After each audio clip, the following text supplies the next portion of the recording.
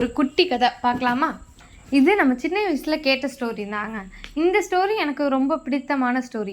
கதையோட பேர் நன்றி மறவா நட்பு. கிருஷ்ணரோட பள்ளி தோழர் தாங்க குசேலர். நல்லா வசதியாக வாழ்ந்துட்டு வந்த குசேலர் திடீர்னு வறுமை வாட்டி எடுத்துச்சு.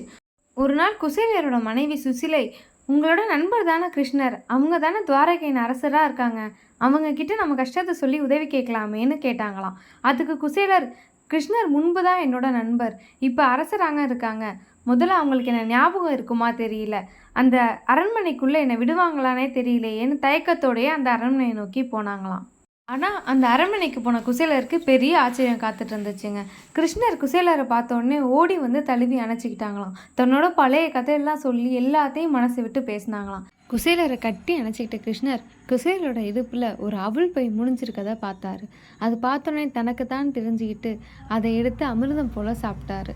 இப்படி எதையும் மறக்காத கிருஷ்ணரை பார்த்த குசேலர் தான் எப்படி உதவி கேட்கறதுன்ட்டு தயங்கி வீட்டுக்கு வந்துட்டாங்க. குசேலரோட வீடு மாளிகையாக மாறி இருந்துச்சான். சகல செல்வங்களும் நிறைந்து இருந்துச்சான். தான் எதுவுமே கேட்காம தன்னோட நண்பர் தனக்கு செஞ்சு உதவியை நினச்சி குசேலர் ரொம்பவும் சந்தோஷப்பட்டாராம். இந்த கதையோட மாரல் என்ன தெரியுமா?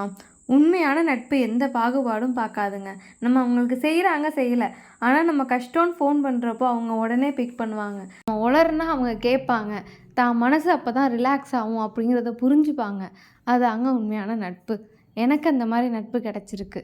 உங்கள் எல்லாருக்கும் அப்படி இருக்கா? கமெண்ட்டில் சொல்லுங்கள்.